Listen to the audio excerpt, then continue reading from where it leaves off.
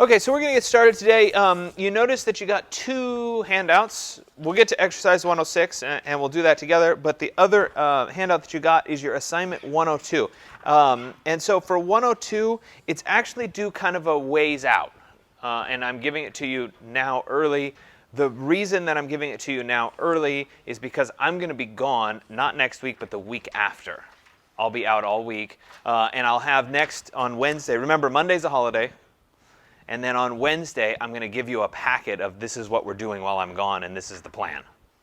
So we'll go through it, and I'll talk you through it and whatever. But we're going to just keep tracking forward. There'll be a sub, but I can't promise you. I don't know who's going to do it yet, and I can't promise you that they'll know what we're doing. So you'll have my videos, and you'll be able to do it, and you'll get through it. And when you get back, if everything fails miserably, Monday the 2nd, you can ask me. Because I'll be back, and then it's due on Wednesday, okay? So I deliberately kind of pushed it out so that you would at least have some contact with me and it's not due right when I get back and whatever, okay? Does that make sense? So a little unusual for it to be that long, and it also means that your next assignment will be a little shorter because this one's a little longer. So there'll be more overlap as opposed to stopping and then starting like we typically do. So for 102, you guys aren't really quite at the place where you have full set of skills to do this yet. We'll start building those skills today. I'm going to introduce the concept of masking and how masking works in Photoshop, and then we'll push it forward next class going forward. So it'll make more sense as we go forward, but at least you can be thinking about what you want to try to combine. I will also next Wednesday, I think it's next Wednesday, I'll double check. The whole holiday is throwing me off too. So I will go through and show you a bunch of samples of what people have done in the past to talk about what's successful, why it's successful, etc. when it comes to this assignment, which is really a broader topic of when you're combining things that don't belong together, when you're taking something, a photograph of somebody and trying to put it into a scene, what makes it work and what makes it not work. That's really what the discussion is all about. That's why we're doing this in the first place, is learning how to collage to make something look realistic, to fake you into thinking that it's really real. It's a real photograph. So couple notes on this assignment. Obviously, I'm asking you to remove something or combine two photographs that don't belong together. A good example is the one on the handout, which is a combination of two photographs. It's actually pretty easy to do, but it was really tastefully done. The idea here is that you take a photo of you in the shirt, then you take a photo of the shirt hanging on the wall, and you combine the two such that they look like they belong together. And so there's some careful control in how that happens to make them become seamless. But that's what we're looking for, is basically combining two photographs together such that they wouldn't normally be able to be that way. We're bending reality in that sense. You have to use your own photographs for this assignment.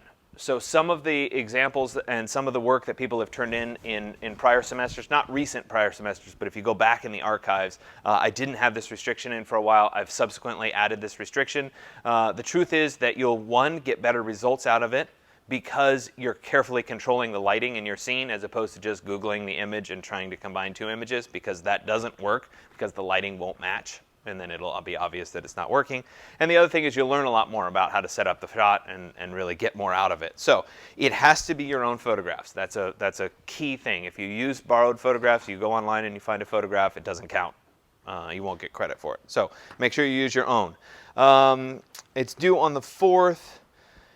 When you turn it in, I'm asking for the image where they're together and then each of the original images. So I can see what two images you started with and how you combine them together, okay? You'll turn those three things in one post. No need for any kind of a fancy paragraph describing what you did or whatever. I get you combine two images together. I don't need a verbal description of that. But I do want the original two plus the combined images. And then I want a print, just like we're doing for assignment 101, a print, just basic on the laser printer, that is a record of what you did. I don't need all three. I just need the final one for it. Does that make sense going forward? Okay. So like I said, I'm giving this to you early, and you have a much longer period of time to do it than I would normally give, but that's the way it works under the circumstances. Okay. So all that's written out here, which is just verbally what I went through. I'm noticing, these things always come up, right? So this is my reference to Wednesday, and then I'm going to go over examples, but notice the date's wrong. I didn't catch the date, so I didn't change it. It probably is wrong in this, too. Yeah, it's wrong in that, too. So I missed that date, so it's next Wednesday, whatever day that is. I'll go over it. OK, so today we are going to talk, if I can find it, about high dynamic range photography and panoramic photography. So these are two kind of specialty topics in the world of photography, but they really center around some basic important skills that relate to combining images together. So it's our gateway into how do we combine images together in the first place. So I'm going to start with high dynamic range photography first. And we touched on this a little bit earlier when I did just the basic photography lecture when I talked about bracketing images. Same thing applies here. But essentially what we're doing with a high dynamic range image is we're trying to mimic what the eye sees in a particular scene, what we visually see that we can't capture as easily in a photograph. So the technical definition is that it's a set of techniques that allow a greater dynamic range of luminances between the lightest and darkest areas of an image.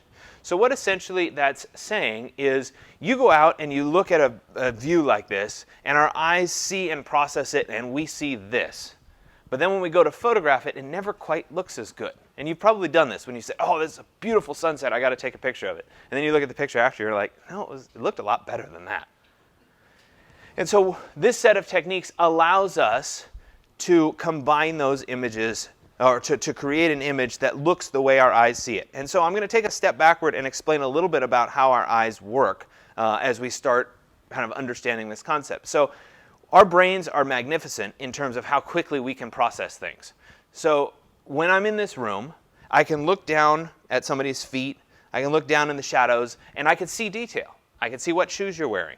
I can see that kind of stuff. Even though it's dark, my eyes adjust and my brain processes what's happening. And then I can look up and I can look out and I can see, oh yeah, that's a nice sky and it's kind of bright. And my eyes adjust and my brain processes that change. And so I'm seeing the world in high dynamic, it's changing, range. So my brain and eyes are processing that information really fast, so that's how I'm seeing the world. When we take a photograph, it's a fixed range. It's either exposed for the dark, the medium, or the light. And I'm not able to change between those particularly easily. So that's a fundamental difference in how our brains and our eyes are processing versus how a camera is seeing it. And so we're using this technique to mimic how our eyes would see it. So we're trying to accurately represent what the views we're seeing, the light intensity that we're seeing. We're trying to mimic how this human eye sees the scene, which can't be captured in a traditional photograph. The other side of this, so that's the artistic side of it. The other side of it is that we can use these kinds of images as a backbone for a rendering engine. So those of you that are crossed over into my V-Ray class, my Rhino and V-Ray, we'll get to this later on in the semester. But the idea here is that we can take a high dynamic range panorama image and use it as a backdrop for a rendering. And as we change the rendering settings for the camera inside the rendering engine, the background changes with it, because we have all that data to change the background. So the lighting settings in the background can change with the rendering. So it can be used in a rendering context as well. In this class, we won't talk about the rendering side of it much because we're not doing any renderings. We're only doing collage work. So we'll talk more on the artistic side of this. Tone mapping is essentially what we're doing to create the image when we combine those three bracketed images together such that it's becoming a lower dynamic range image with localized preserved contrast. So what I mean there is the light areas of the image are exposed correctly, the dark areas of the image are exposed correctly, and those might be different exposures, and we're kind of fusing it all together. So the light areas are bright enough to see the contrast in it, the dark areas are bright enough to see the contrast in it, and the middle is exposed correctly. Does that kind of make sense? So we're trying to capture that whole dynamic range in a lower dynamic range format, i.e. a print or something that you're seeing on a computer screen.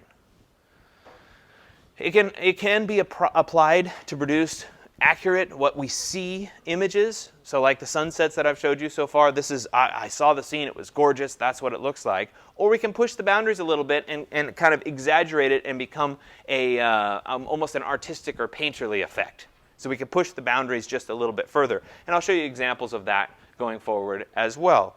So what we're doing as we do this reduction in the dynamic range to a lower dynamic range image is we're trying to preserve localized contrast. And so we're trying to be able to still see detail between the dark areas and between the light areas such that we get an overall image that looks like it looks in real life.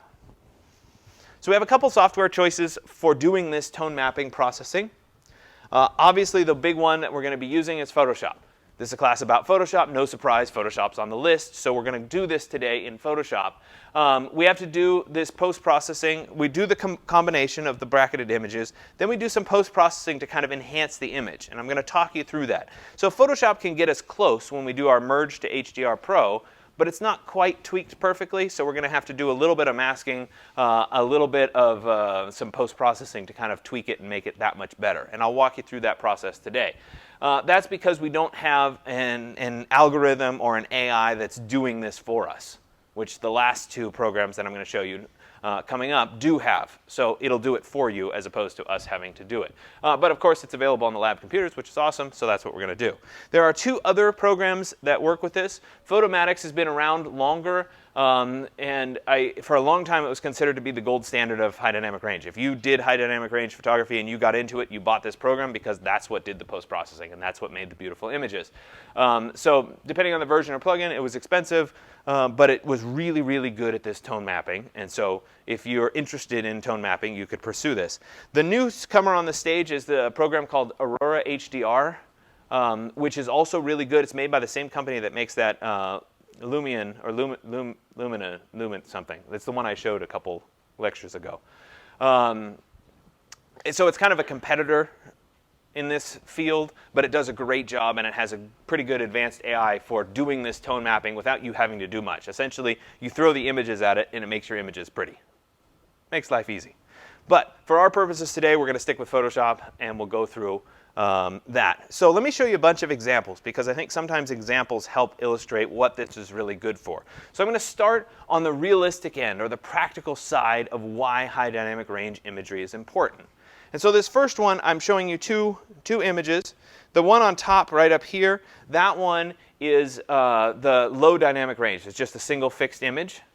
And the one on the bottom is the HDR.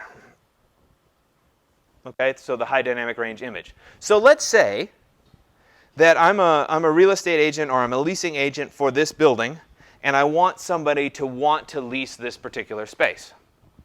If I post the picture on top, you coming in wanting to lease the space would look at it and say, yeah, you know, it's kind of a nice open space. Yeah, okay. You know, I might want to have my office there, or I might want to live there. But I really wonder what's going on outside those windows. If I had an image that was like this that had the view out the windows, everything inside would be too dark and I wouldn't be able to evaluate, would I like to be in that space? Is it good? Could I see the detail of the space?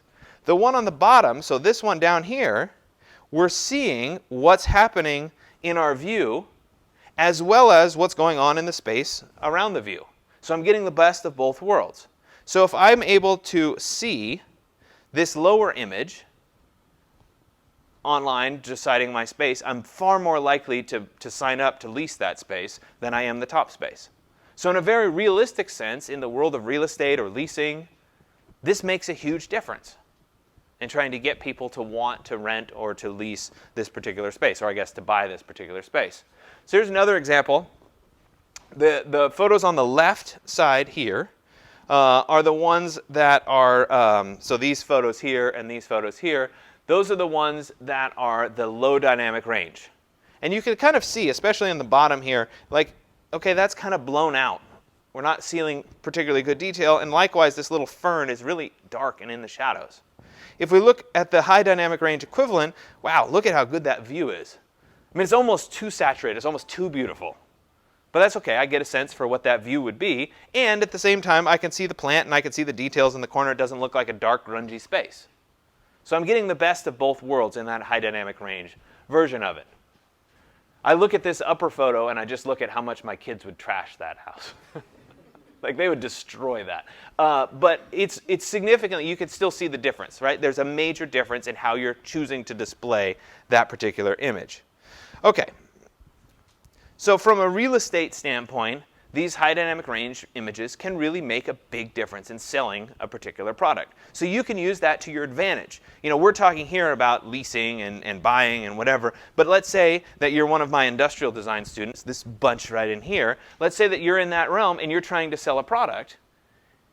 If you use the same kind of a technique to sell the product, people are seeing the full details of what it is, the full details of the background. It can make a big difference, even if it's something like this. Now, I know this is a scale that you guys aren't familiar with, because it's a house. But imagine a small object here instead. Same thing applies, same rules apply. It's just a technique to let you appreciate the full dynamic range of what's happening.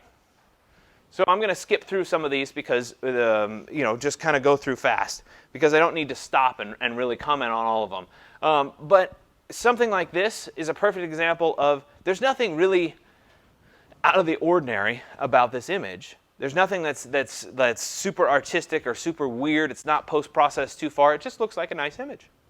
It could be cropped a little bit differently, so we had better rules of composition, like the rule of thirds, for example, or whatever. But you know what? It's a nice image.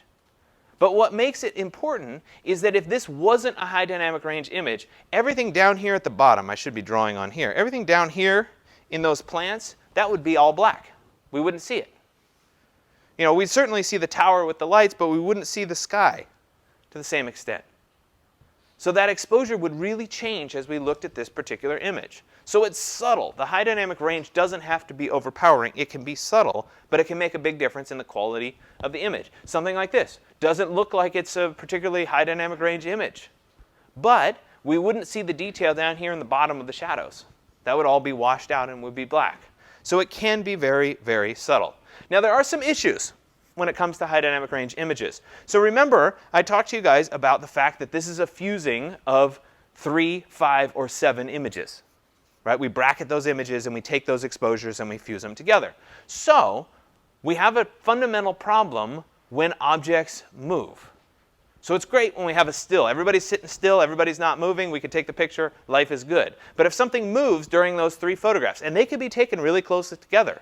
A lot of the good cameras, the digital SLRs and stuff, have a bracketing mode where you can fire 3 consecutive shots, 1, 2, 3. So it's quick. It's not like your phone where you're trying to fumble with it. But at the same time, things still happen. So if we look down here at this car, for example, you can see that that license plate is happening in this particular image twice. So there's an artifact as something moves through the scene. Same thing happens out here. I think this car you can see 2 or 3 times because it's moving. Same thing happens with people. This person right here has no head because he's moving. And the way that those images were fused together, we lost that person's head. So that's something to be aware of when you're trying to take these images and fuse the images together. They work great for landscapes where things don't move. But if you're in an urban context like this, you're going to get these kinds of problems. So it's not necessarily a bad thing. I mean, if you guys were looking at this particular image and I hadn't pointed out that that guy was headless, you might not have even noticed that he was headless. And you would have said, oh, that's a really nice image, and concentrated on something else. So it doesn't mean that it's bad. It's just something that you need to be aware of that's a consequence of this method of processing photos. So something like this is just really about enhancing shadows and making the shadows not quite so deep.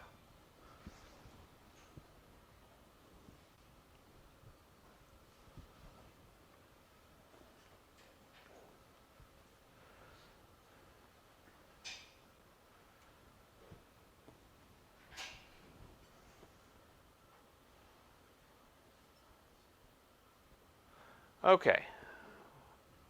We can also go in the direction of the creative.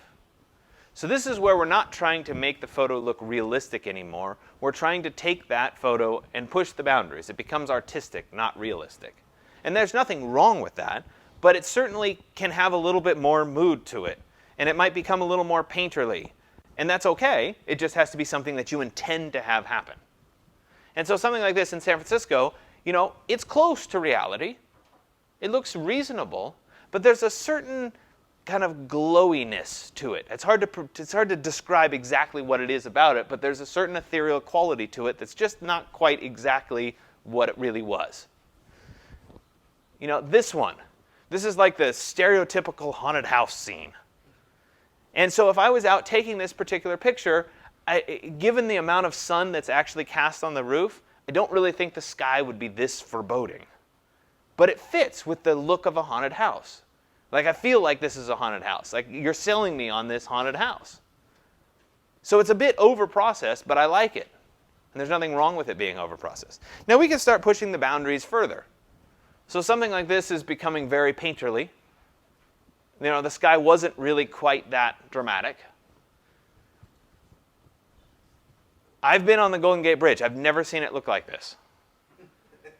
So to me, and this is again a personal opinion, this is going a little bit far with it. It's pushing the boundaries a little too far. And I don't know that I would like to have this hanging on my wall as a piece of art. I think it might be too much. So you just have to understand where's that boundary, what feels right and what doesn't. So this one I included because it's a full 360. So it's 360 degrees. We'll talk about panoramas in the second half of this lecture. But if I were to take this side, it would match up with that side if I were to curl it around. Furthermore, if I were to take the bottom and curl it in and the top and curl it in, it would become the inside of a sphere, essentially. That's what this image would be.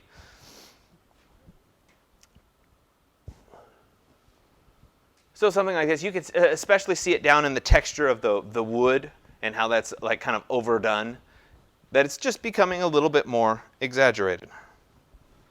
You know, something like this where you see the really dark moodiness to it, it's probably a little bit much as well.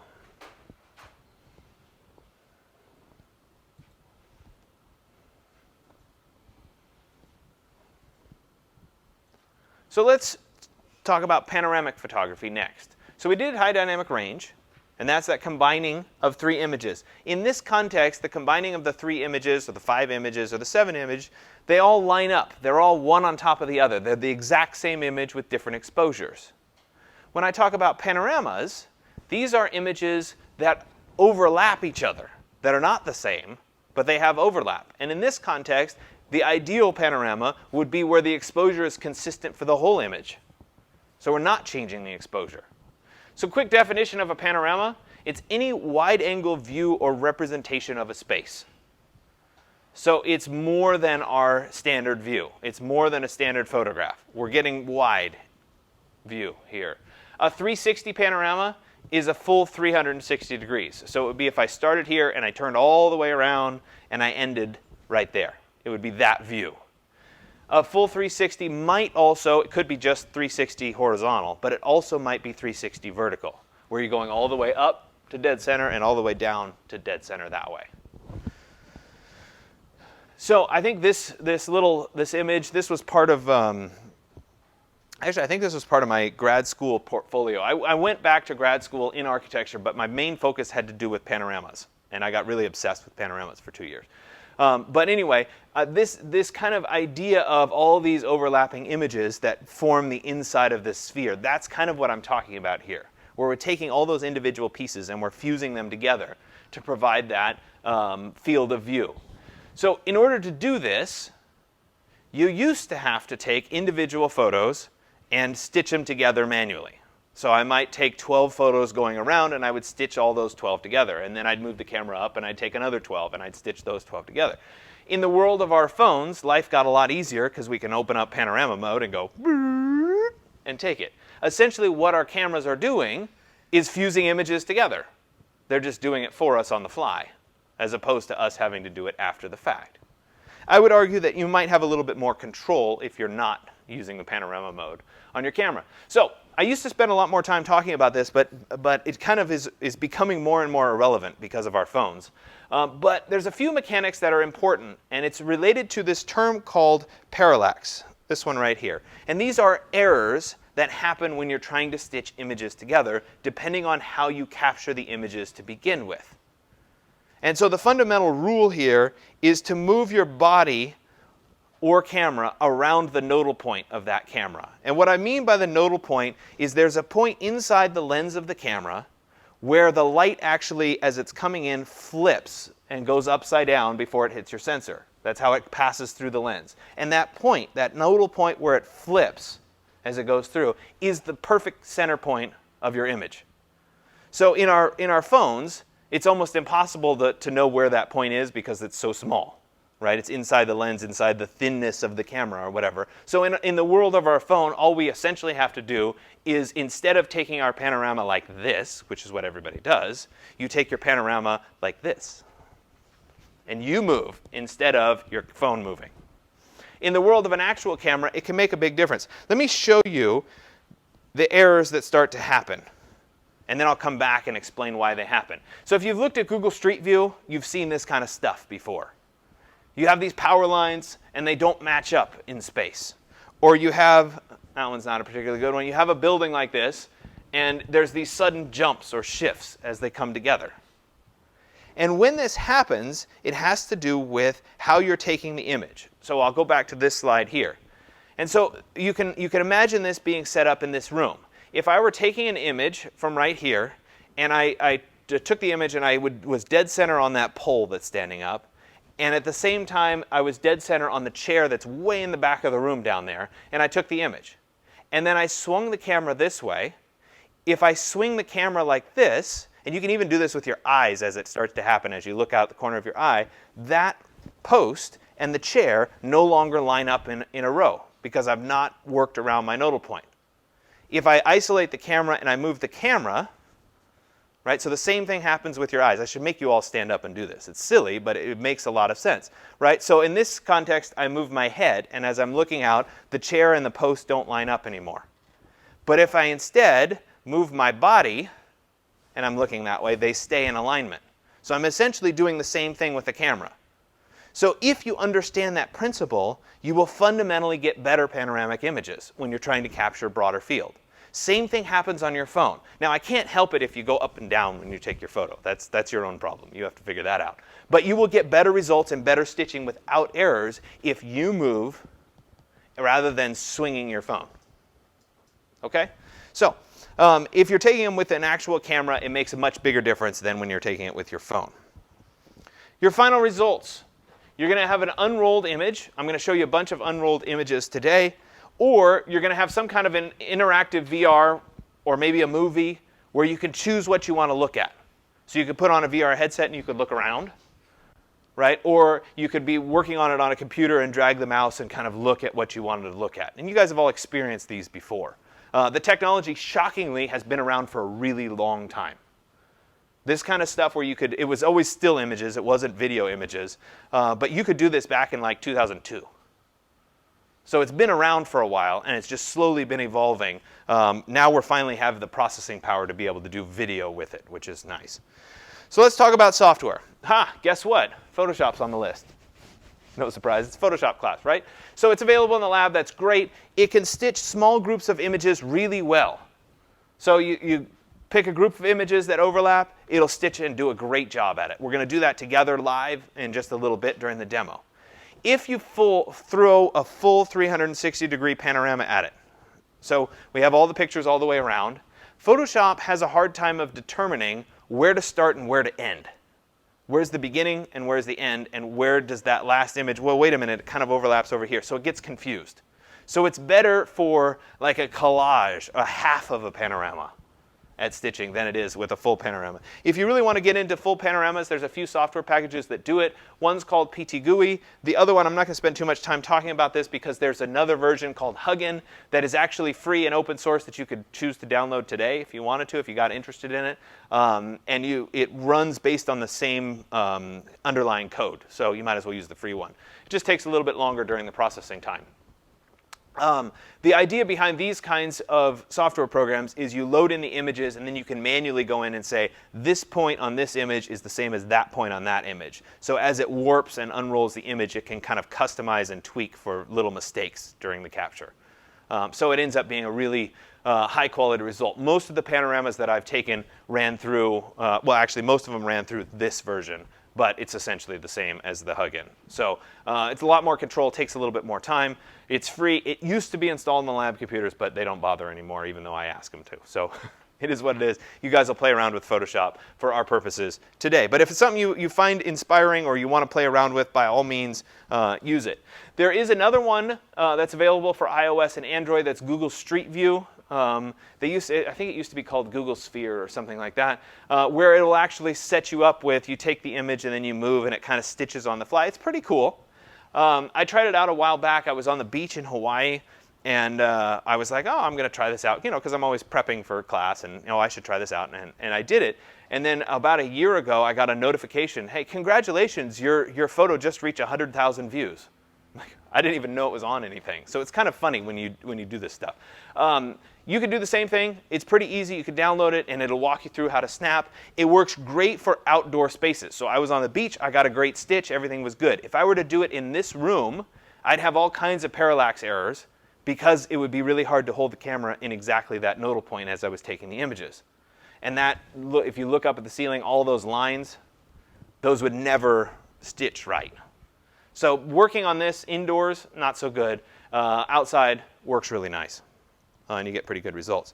All of this is leading toward 360 video. This is becoming more and more available. I think YouTube has a whole channel based on 3D video. The idea here is that we wear a headset and we can choose what to look at. So it's interactive.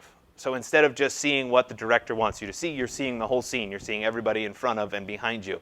It's never really caught on. Like I said, it's been around for a long time, and it's never been the thing that like, oh, everybody has to have a headset and wear the headset. Technology is getting better and faster, and the video quality is getting better. I wouldn't be surprised if eventually this falls into being something that we all do frequently. But for right now, it's there. I like you to be aware of it, etc. So let's look at some sample panoramic images that are unrolled. There was a program called Stitcher that was fantastic at doing these stitches. Obviously, it wasn't included in there. It was great. It stitched them better than like anything. It was an independent company. Autodesk, the people that make AutoCAD, bought it in 2009 and effectively killed it. They never updated it. They bought it and then just let it die.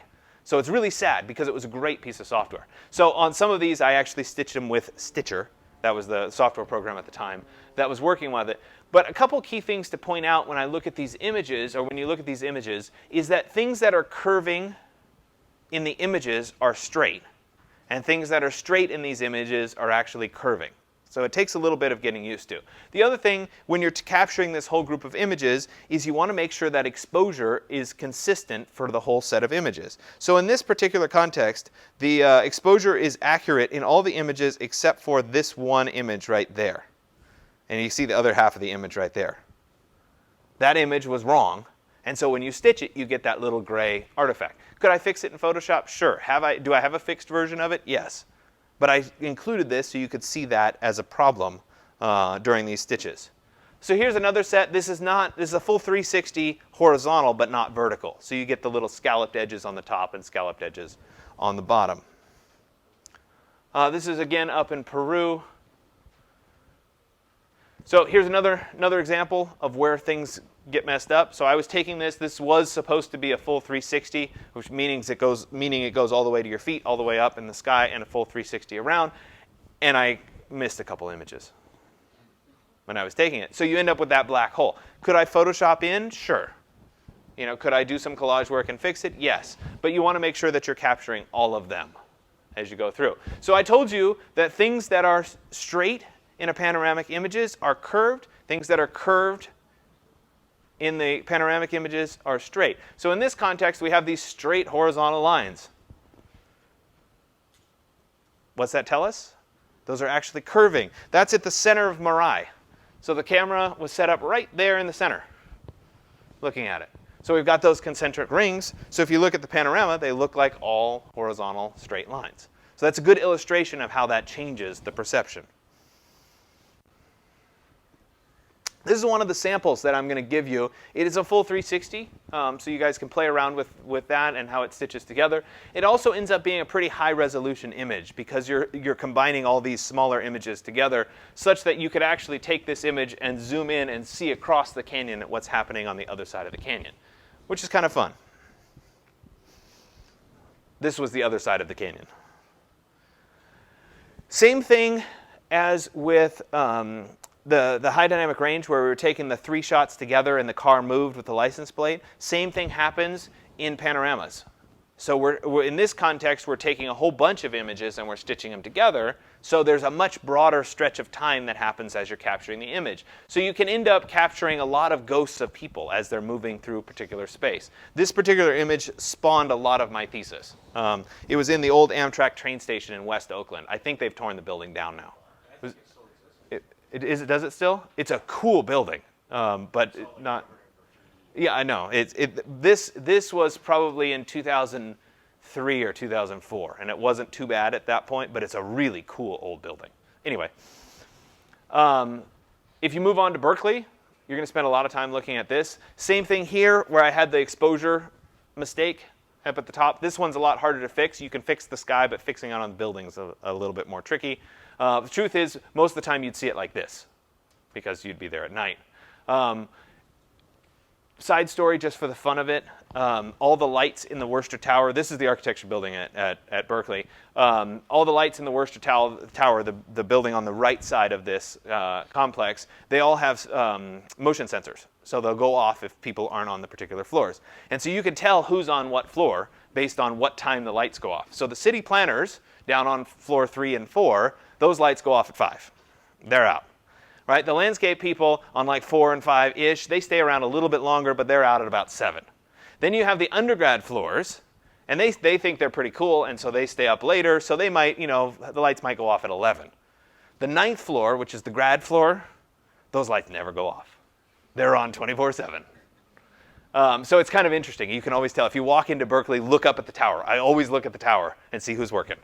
9th floor is always on. So here was an example. God, this is going way back in time, back when I had hair. This was in about 2003-ish, and we were playing around with panoramas. This was in the computer lab. Check out the quality of those computers, those Emacs. Those were hot stuff, baby. And what we were doing in here is we actually, when we took the panorama, we took pictures of ourselves in every one of the pictures. So this was me and a buddy of mine. He made a bunch of money. He sold his company to Nokia, and I wish I worked with him instead of being here. But anyway, we had a lot of fun. Sorry. I didn't say that out loud, did I? So we had a lot of fun doing this kind of stuff where, you take lots of pictures of us, and then when you stitch it, we end up looking at ourselves and whatever. You get the idea. So you can play around with that. This was over at the Chabot Space and Science Center. A good example of how when you fuse images together, you lose things. So there's a half a person in here. You see just the legs at the bottom. It was a small space, and I was quickly taking a panorama at the time and didn't pay attention to the fact that she was standing in one of the pictures and not the other pictures. So just something to be aware of as part of this.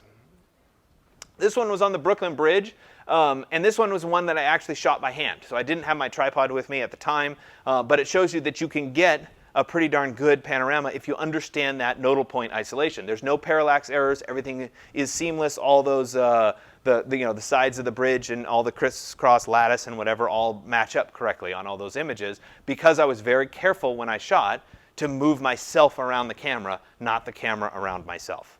So that's really a key idea here. So this is more example images. I'll start flipping through these quicker if my iPad core likes me here.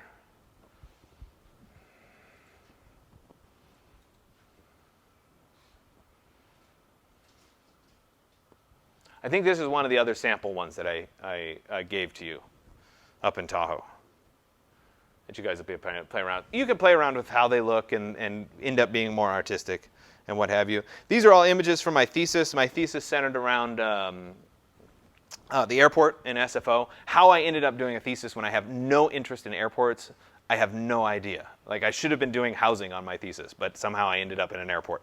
Go figure. Same things happen, though. There's a half a person there. So, these were all just quick snaps. I had tons and tons of these as background for the thesis. But as part of this whole process, I had to learn how to draw in panoramic perspective. So I had to do these constructed perspectives so that not only was I capturing what was happening when I proposed, these are the design things that I was doing, everything had to be in these panoramic perspective drawings. So I had to figure out how to actually draw in that context, which was kind of fun. Not something that you could do by hand. You had to use the computer to do it.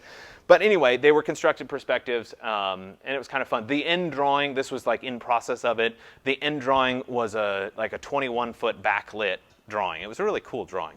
Of course, I don't have any pictures of that anymore, but you get the idea. Yeah, this was part of the end drawing. So I had this panoramic perspective, and then you were projecting these other perspectives on the walls as you were walking, so you'd see crossings in this space. Anyway, the thesis part, like you look back on it now, and you're like, why did I write about that? How did I write 85 pages on that? Anyway, you'll discover that when you get to grad school. So what we're going to do is we're going to switch from here over into the computer. We'll do some actual demo. It's only 8:45, so I think we'll switch right over, do the demo, and then you guys take your break after the demo portion. So bear with me while I switch over. Get your computers logged in for Photoshop, because that's what we're going to be working in, and then I'll do the demo for you. All right, so we're going to get started back up again. Thanks for bearing with us. The printers are still not solved, so I'll let you know when that happens. Anyway, we're going to begin on your exercise 106, and I'm actually going to do these slightly out of order. I'm going to skip down to part 2 instead, because I think it illustrates the masking point a little bit clearer. And so we're going to start with that, and then we'll move backwards into doing the panoramas afterward. So a couple things. If you took either a bracketed set of images or the group of images that are going to overlap to stitch, you're more than welcome to use your own set of images. If you don't have those images and or would rather use mine, that's okay too. That being said, I should also mention that you're exempt from comments for this exercise, so you don't have to comment on this exercise because generally speaking, people are going to use my, my samples anyway. I have exercise 106 pulled up here. At the bottom of exercise 106, I have sample sets of the panoramic images, set 1, 2, and 3. I also have sample sets of the high dynamic range images, group 1, 2, and 3. And you guys are more than welcome to use any of those, and those will be the ones that I'm using for this class. I do also have a link here for the first 2 of the panoramic images so that you can actually see what the panorama turns out to be. This one is an interactive one, so again, if you click on it and look at it, as we're looking at this particular image, if you look straight up, I didn't capture straight up, nor did I capture straight down. So that's where those black holes exist. But it gives you kind of a sense. You can look around and see what's going on in this set of images. This is obviously up at Lake Tahoe. For those of you in 136 or who have taken 136, the final project in 136, one of the sites is over on this shoulder right there, just for reference. This is the other set of sample images, and then the final one is the ET Courtyard, which you guys are all very familiar with, so I don't need to show you that. But this is the one in Peru here, and you guys can work with this. This you can see a little bit better through to that side. That was what I was talking about through the little space there. This one is a full 360, so we can look straight down and see everything on the ground, and we can look straight up and see everything that is straight up, and obviously look around from there. So you guys are more than welcome to click on those links and see what it is that you're going to be working with today. When you go to download these images, if I'm not mistaken, you have to actually click on them, and it brings up Dropbox. And there it is. You don't have to actually sign into Dropbox. You can just click on download and then say direct download, and it'll download that folder directly to the computer here. But you do actually have to click and go to the Dropbox site. I host it on the Dropbox site rather than on the website, because if all of you tried to download it one time, it would take forever. So let Dropbox handle the bandwidth for that instead. So we're going to start by doing the panorama set. And it's pretty easy to initiate the command. Like I said, it's an automated action in Photoshop, so Photoshop does a lot of the work for you. You'll go up to the File menu, and you'll come down to the Automate menu, and then come over into the Photomerge option down here. And when I click on Photomerge, a Photomerge dialog box will appear. We have a column for layout. The auto layout generally works great. so you don't have to worry too much about the other example pieces. The source files here, this is where we need to go find the source files. If you downloaded my sample images, you're going to be picking from my samples. If you have your own set of images, you'll go find your own set of images. The idea here is that the images need to overlap. And in an ideal sense, the images should overlap by about 1/3. So if you were to divide up your image or have that viewfinder with the grid on it, you want about 1/3 to overlap in each image. That makes it pretty easy to stitch. So I'm going to go onto my flash drive. I have a folder for today. We're in 106 here. And I have all the options. I'm going to pick, I don't know. Let's pick this one in Peru. And instead of picking all of the images, I'm going to pick a group of images to stitch together. Remember, I told you you could throw all the images at it and see what happens, but I'm a little hesitant to do that. So I'll pick a couple images centered around that door. Something like that. Get a couple more down here at the bottom relating to that door. I am, by the way, holding down the Control key on the keyboard as I'm making my selections. That's allowing me to select small groups of images. Once I'm done, I'll go ahead and say OK, and it loads in all of those images for me. And down here, I have the option blend images together. Yes, that's what I want.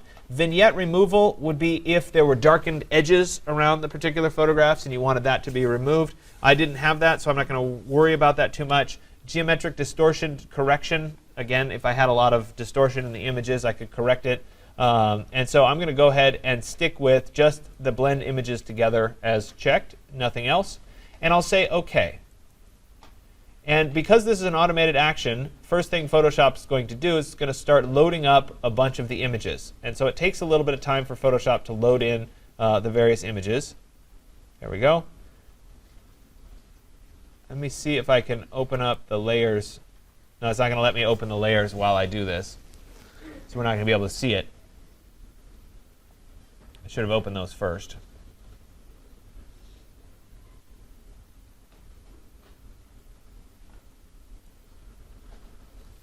All right. So like I said, I picked a group of images. So you can see that this final result, I'm getting some distortions on the edges. And you can see that each one of the individual images has been warped. But as these combine together, I'm not seeing any seams between the images. So it did a very good job of merging the images together. Let's take a look more carefully at the layers palette here and see what actually is going on. So Photoshop gave me a bunch of layers. There isn't a background layer anymore. It's a bunch of individual layers. And each of these individual layers has a photo on it and then also a mask applied to it. So there's two little things that it's showing. So let's jump all the way. I'm going to turn all of these off for illustration purposes, and I'll start with just this image right here. So the image itself, come on, is this. And so Photoshop looked at my images, and because of some of the distortion of the lens and whatever, it did a little bit of a bump to the image. It pulled the center out just a little bit, distorted it a little bit, so that it would stitch together nicely with our other images. And then it said, but I don't need all of this image. I need just a piece of that image, because the image next to it, right here, actually that one has very little applied to it. Let me see this one right there. There we go. When they combine together, there may be some artifacting where these two images come together, although it's actually done a pretty good job. And a lot of that is the quality of the camera when you originally shot it. But anyway, so those two images combine together, and then on top of them, Photoshop has done a layer mask to it. And that's this black piece here that's choosing what parts of the image are actually shown. So instead of the whole image, Photoshop has cut out just this piece of the image to show. The image next to it, this image, has part of that image cut out for it. This piece and this piece joined together such that there is no seam between the two. It's perfectly seamless. So Photoshop has done that for me. What the mask allows us to do is to control what parts of the image are actually seen versus what parts of the image are not seen. In this scenario, Photoshop did the work for us. So I didn't have to do any of the actual masking. But I could, let me duplicate this layer for illustration purposes. Hold on, duplicate layer, there we go. I'm going to turn everything off. There it is with no layer mask applied to it. Sorry, I did the wrong layer. There we go. There's my image with no layer mask applied to it. I can actually add a layer mask manually, for example, and I can do that by selecting the layer, and we'll go through this several more times today. Clicking on the button down here for Add Layer Mask. That gives me, notice, a white square, not a black square. What is white is shown, what is black is masked off or gone away. It's kind of like taking a piece of tape and covering something up. I can do that with the black. So I can come over here to my paintbrush tool with black. I'm going to need my brush to be a little bit bigger for this illustration. And what I paint in black will become transparent. The cool thing about a mask is, so let's say I got rid of that piece of this image.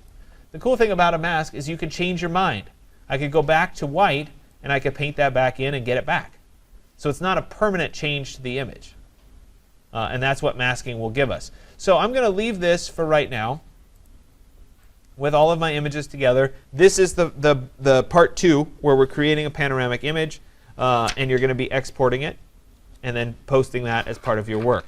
It's a group of images. It's not the full pano. If you want to include more images, you can give it a shot and see how many Photoshop can handle. Like I said, when you throw all of it at it, it tends to get a little weird around the edges. So that's part 2. Part 1, we're going to work with a bracketed set of images, and you'll spend more time doing the actual masking.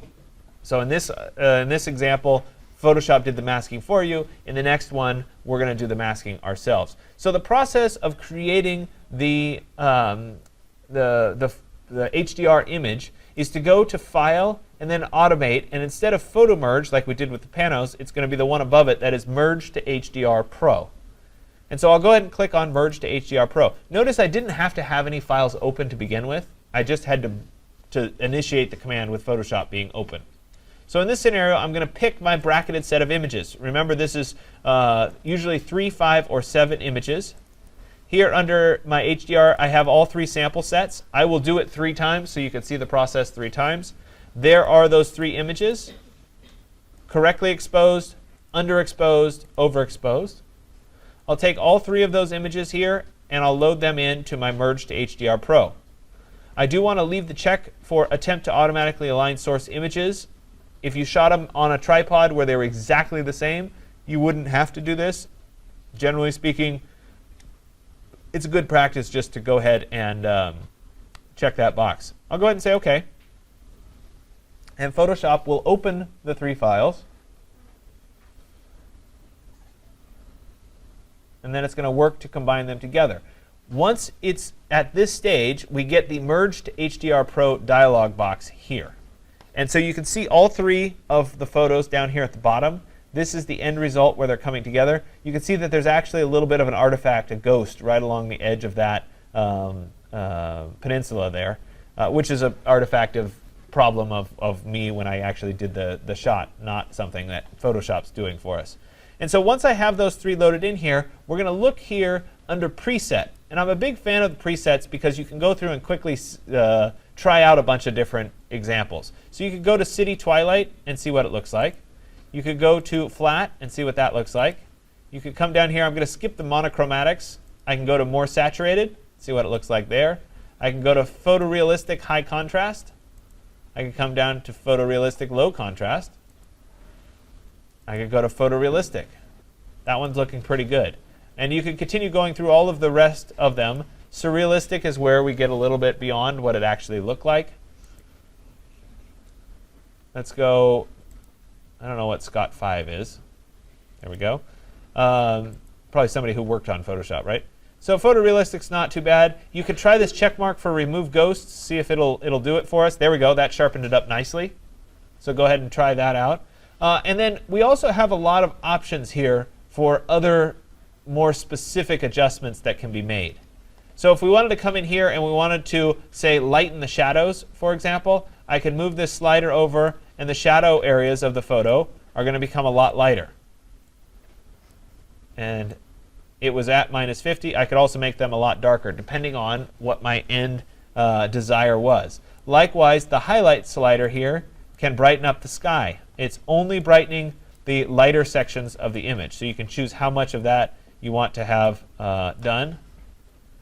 Vibrance, remember we talked about vibrance and saturation last class.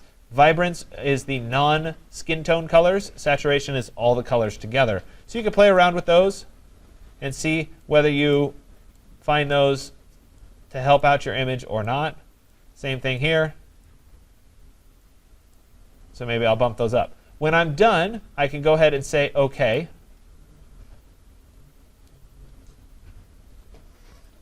And it will create the final image for me. You have to wait for a little bit while it builds it. And there it is. We've gone ahead and we built it. And it turned out reasonably well. Sometimes they turn out well, sometimes they don't. I'm going to go back through and do it again for a second set of images. I'll go to File, and then Automate, Merge to HDR Pro. I did the sample set 1. I'll go down to the sample set 2. And there's 3 images. This is in Yosemite. Correctly exposed, underexposed, overexposed. I'll go ahead and say OK. This is from the top of Half Dome. And so I'll go ahead and take these 3 images, and I'll say OK.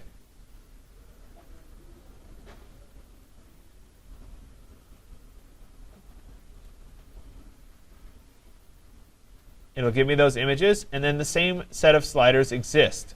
So I can work through and decide what combination feels right. Maybe I want my shadows to be a little bit lighter.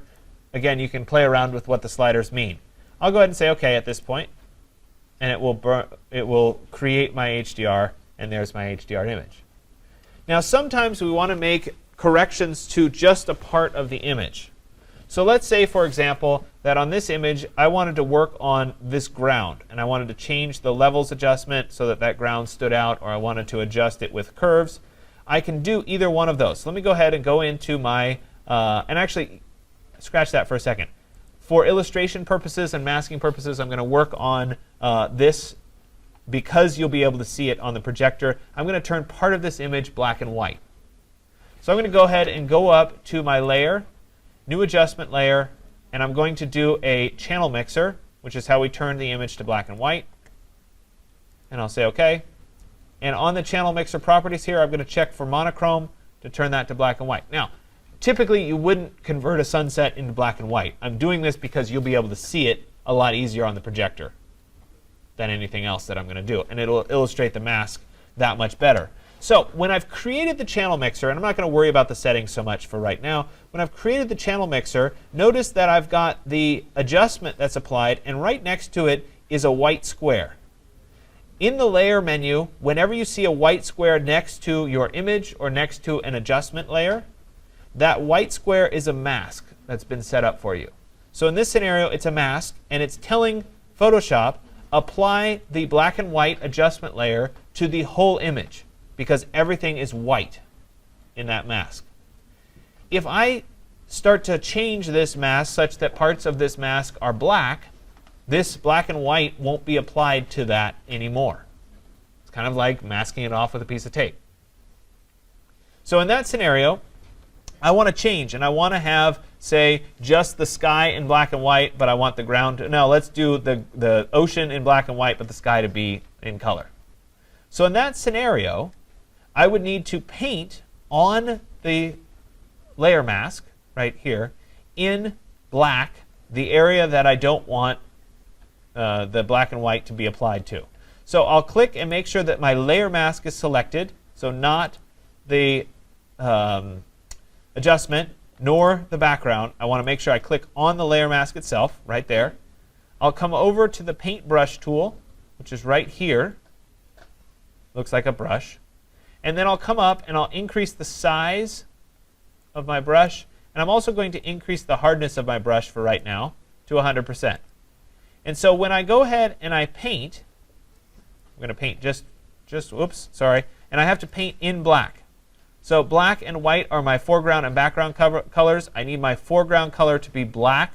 So essentially, if it's not, you just flip them with that little double-sided arrow, and you get black as your foreground color. And now when I paint, there it is, that circle that I just painted shows up on the mask right here as a black circle, and it also shows me that this circle is now in color. So I've masked off the adjustment with that little bit of black.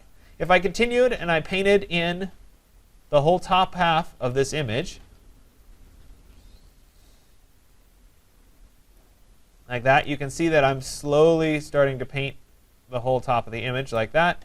This top is becoming in color. Notice down here on my mask that it's no longer just white. I'm seeing a little preview of what has been painted in black. And I can get a little bit closer here and go right along the edge there. So sometimes you make a mistake. And so in this scenario, I'll zoom in a little bit. I went too far right there. You guys can't see it as well. If you make a mistake, that's perfectly okay. Here, let me make a bigger mistake. Oops, there we go, I made a mistake. If you made a mistake, the great thing about a mask is you can go back and correct it. So there it is in black. There's my mistake right there. All I need to do is go to my brush tool and switch from my foreground color being black to my foreground being white. I'll do that with the double-sided arrow here. It's now white. And then I can paint white back over and correct the part that I made a mistake on. Like that. I could come over here. By the way, I'm panning by holding down the spacebar key, and I can make sure that the black and white is a nice line right at the horizon.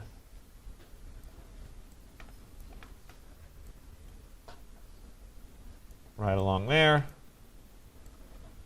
Like that. I'll press Control-0 to see the whole image, and now the sky is in color, but the rest of the image is in black and white.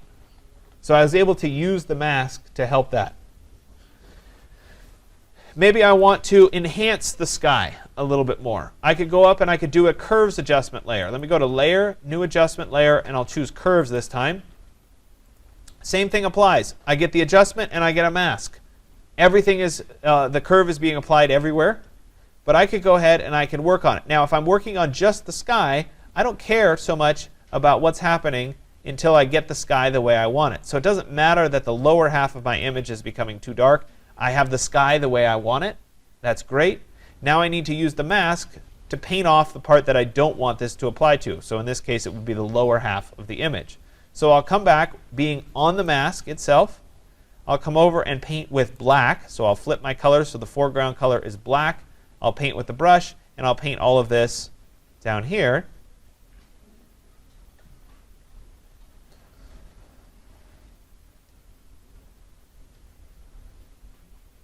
So that is no longer, that adjustment, that curves adjustment is no longer applying to the bottom half of the image. So I would take some time, I would zoom in, and I'd make sure that I cut that nice and sharp along there. I might even have to decrease the brush size to kind of fine-tune this and get in there like that. You guys don't need to see me sit here and really work to enhance all of this, but you should get the idea of what I'm talking about. Make sense so far? So let me press Control-0, and there it is. I've enhanced the sky using a curves adjustment, and I'm not having it happen at the bottom of the page. So let me flip over into the next one here, this high dynamic range. Let's say that I wanted to make the sky darker here. I could use the levels adjustment in this one. So I could go to Layer, New Adjustment Layer, and I could say Levels. Okay. And I could adjust just the sky. So again, all I'm really concerned with is the sky. So let's say I like the sky like that instead. But I don't want it to be happening on all the mountains. So in that scenario, once again, I'll click on the mask. And then I'll use my paintbrush using black as my foreground color. I need to make my brush a little bit larger here. And I'll paint off the lower part of the image.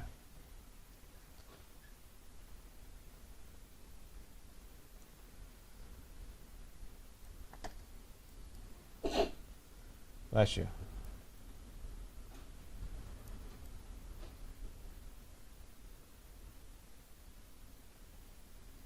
Okay, so I went a little bit too high right in that section. You guys still should be able to see it. So I can correct it by adjusting my brush size down and then switching to white. And I can correct it.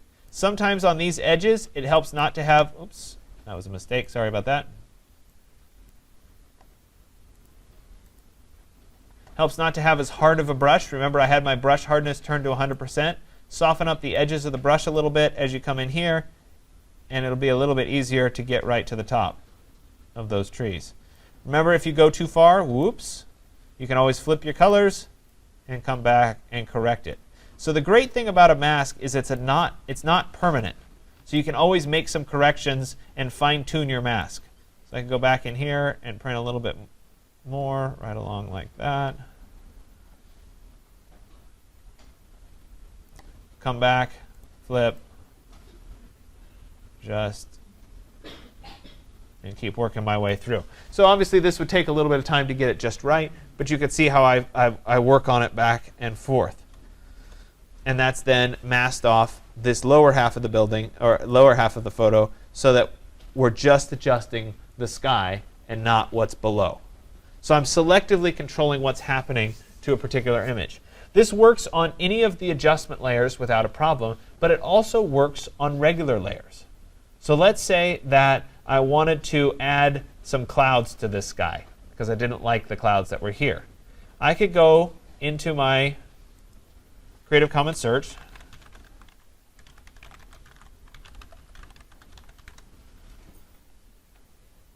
and I could say cloudy sky,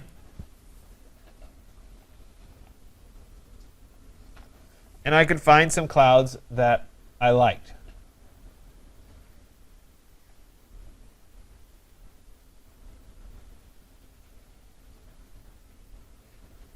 Okay, so let's say I like this one right here.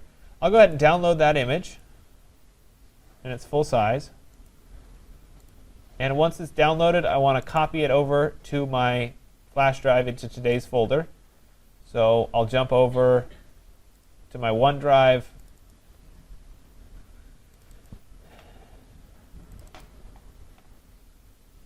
And let me just create a folder for today.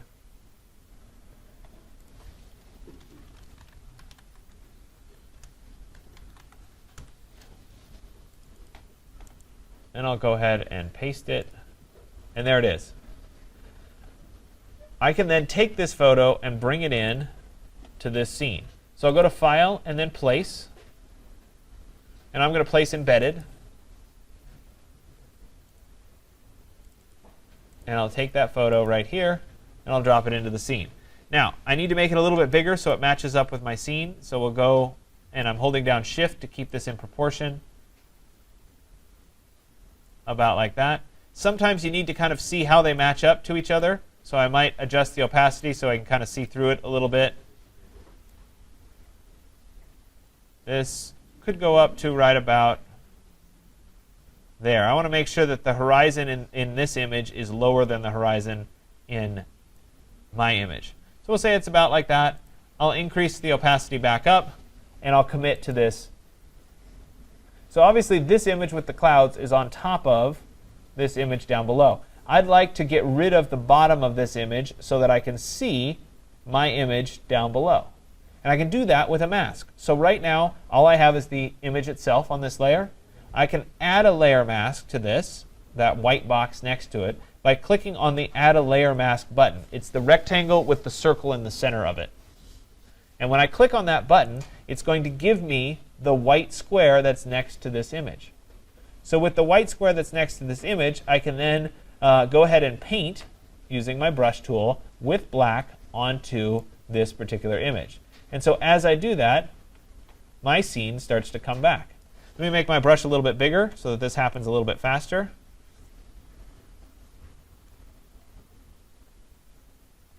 There we go.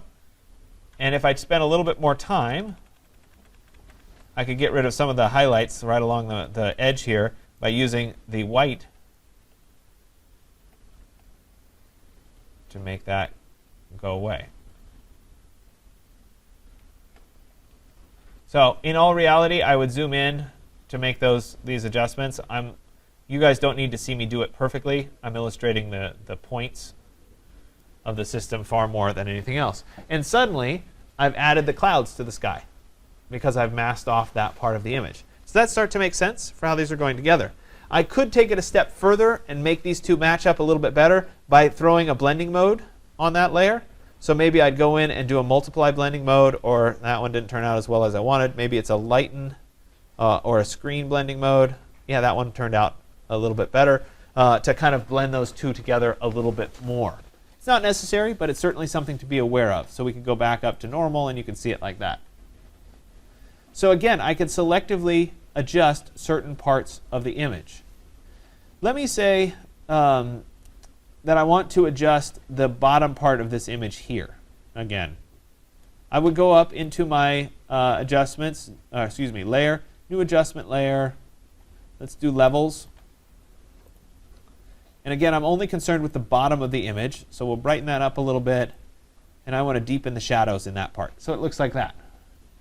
Well, it looks a whole lot worse on the projector. Yeah, maybe like that instead. So again, I'm only concerned with this part of the image.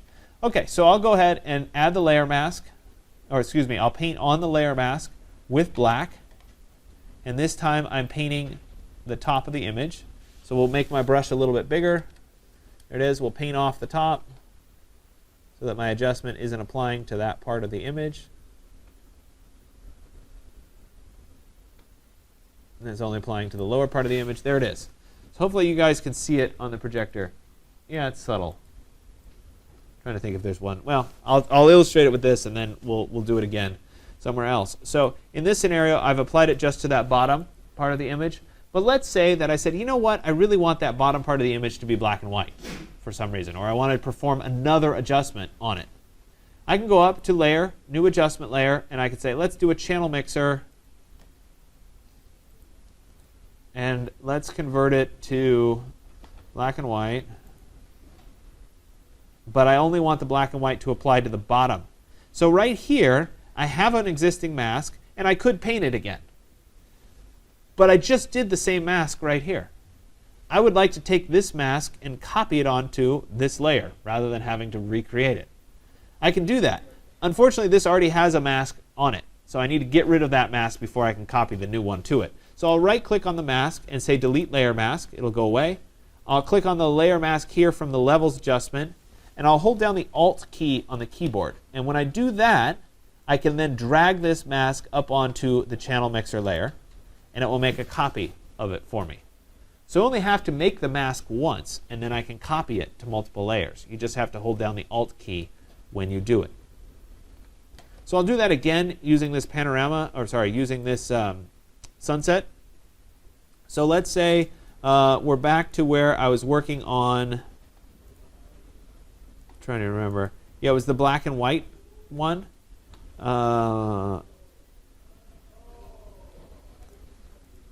Right, where that's masking off so that the bottom half of this image becomes black and white. If I wanted that to copy over onto another layer, I can go into Layer, New Adjustment Layer. Oh, let's do a Curves adjustment. And for illustration purposes, I'll brighten that up just a little bit.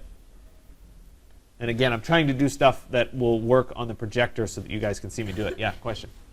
Can you mask off any adjustment layer? You can mask on any adjustment layer. Actually, you can mask on any layer, regardless of what it is. So any adjustment layer can have a mask on it. Any regular layer can have a mask on it.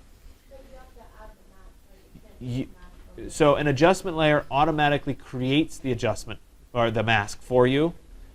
When you create the adjustment layer, you get a mask. On a regular layer, you have to specify, make a mask, and then you can start with your mask. So in this scenario, I've done my curves adjustment. I want to copy this mask up onto this layer. Remember, you have to delete the mask first. If you copy it, and I hold down Alt, and I go up here, it's going to, improvements. In CS6, it wouldn't do this. Now it says, do you want to replace the mask? So yes, I do want to replace it, and there you go. It's replaced it. And so that's a good strategy for once you have a mask that's fine-tuned and really nice, not having to create it again. So it makes your life a little bit easier. So today's purpose is really to play around with masking and understand how masking works. I would start using part 2 of this exercise so that you do the panorama first and you can see what the masks how they turn out etc. Then go back and do the merge to HDR Pro, and then work with your high dynamic range image. It doesn't matter what the final image looks like. This is about learning to mask. We will spend more time masking in classes going forward, but I would rather have you to really understand what a mask is and how it works right now. And then when you move on, you can specify and get a little bit better at it. Yeah?